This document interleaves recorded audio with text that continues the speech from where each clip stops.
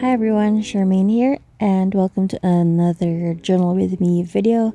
And today we will discuss something that happens to almost every journal keeper, which is journal backlog. Journal backlog is a series of unfinished blank pages. So, my last video was talking about how I journal daily, but unfortunately, around second or third week of January, I got sick. Everybody in the household got sick. So that sort of like had a snowball effect. I had to catch up on a lot of work and a lot of other things, and therefore I wasn't able to really get back into the journaling groove. And in this video, I will share with you how I deal with journal backlog, and also I asked a couple of you on Instagram how you deal with journal backlogs, and I will share your tips as well. The thing with having blank pages or unfinished pages is you just really lose the mojo and you just really don't want to finish it. Like what Shai said on Instagram, she said, acceptance, charot, I gave up since I have so many tasks for school and work. I totally understand this feeling, and one of the things that I do to, inspire myself to go back and deal with the unfinished pages is to reorganize some stuff so that I have a blank slate that I can mess up all over again. So when I start again or try to go back to journaling, I sort of don't know where to start, and I just dive right in. It's never a linear process, so I tried doing collages on the blank spaces, but then I was like, I did this a little bit and then I realized, oh, maybe I should just start with the text first, because I had a series of blank pages with nothing on them, so maybe I should first take the time to recall a little bit of the things that I did for those days. And here are some suggestions from Bella Luna 720. She tries to remember what she has watched during that day and highlighted, and sometimes it's a series or she just writes quotes or poems like that. So these are just some of the things that you can write on those pages in terms of text. But then this time I just went back again and went through a personal flip through of the things that I've done so far, just so I have an idea of what is the feel or what is the theme or design that I was going for when I started this journal.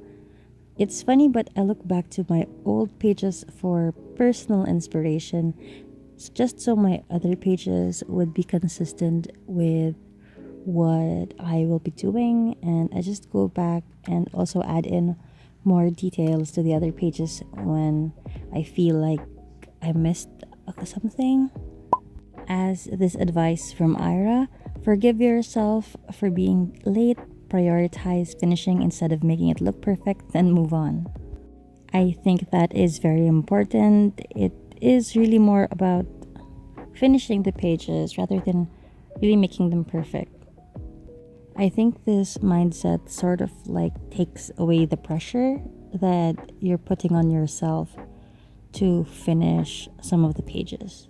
So I just go through all the pages, and then when I reach a spread that I think I need to add more stuff to, I stop and just play around and try to fill in the gaps or the blank spaces all around. TT Calligraphy shared that she had a 1 month backlog, so she focused on decorating the daily pages and writing short notes and memories. So, yes, there is no right or wrong way to fill in the pages. Sometimes I remember a lot of things about that day if I missed any day, and I write a lot. Sometimes there's, let's be honest, sometimes there are days when you just watch and binge watch one Netflix show, so there isn't really much to write about. So you can just have a one-liner, and that's okay too. Ritu Creation suggests that you challenge yourself for some particular days not to miss a day. Actually, that's what I did for January, and this sort of like is helpful, especially when you have when you join these little journal prompts online.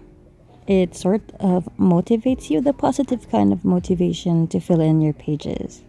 Oh, and I also like to try new things. For example, this new printable that I made, it's available on Etsy if you want to check it out. And then I just decided to try it out and see how it works on my journal pages. Then I just continue on with my journal pages and just flip through the unfinished pages and wait till something sparks, an idea sparks, like, oh, maybe this will look good. So coming into these pages, I don't really have a strategy. Sometimes I do. For example, I wanted to try doing a journal page based off of an inspiration that I have on Instagram or on Pinterest that I've saved. But to be honest, mostly I just really wing it, and the process is never linear. It's not the same. There's a lot of experimentation, and I think trying out new things is part of the fun, and making mistakes is part of the process. And I know it can be daunting having these mistakes, but they're part of the fun. I think that we should also give value to the times that we have to rip off a really good sticker or cover up a really good stamp just because it doesn't work visually. And when I'm feeling out of inspiration, I actually bust out some of my art supplies. In this case, I decided to make it more interesting with watercolor. I haven't used my watercolor in a long while because I have been painting with Ferris wheel press inks. So playing around with art supplies is adding to the fun and gives a whole new dimension or depth to my pages, which is always a welcome touch. So a really good advice would be to try new things or retry the old things that you used to do and do something that really excites you. So now, as I walk you through the flip through of my journal so far, let's talk about this advice from two people. They are varying, but they're talking about how long you should finish or how long it should take you to finish your backlogs. On one side, my chamomile day says don't force to finish right away, save inspirations on IG and Pinterest, and set a day and time for it. And on the other side, my Kuromi free range kitty said pull an all-nighter to catch up. In my opinion, both of these tips are valid because I have personally done these two ways. I have done and usually do all-nighters when, for example, I'm super behind, especially before the year ends. I do all-nighters to catch up with journal pages. And in this case, where Chamomile Days is saying that we should not force ourselves to finish it up, that's what I did for this journal backlog, because it took me actually like 2 days to catch up or fully catch up. Not the entirety of the 2 days, but I just did it when I felt like it. So I did a couple of pages one day and then I finished the rest of the pages the next. There is no wrong way or right way to finish your journal backlogs. It differs with every person, but it's just fun to share these tips and so that we can discuss them and we can help each other out, especially when we're in a creative rut.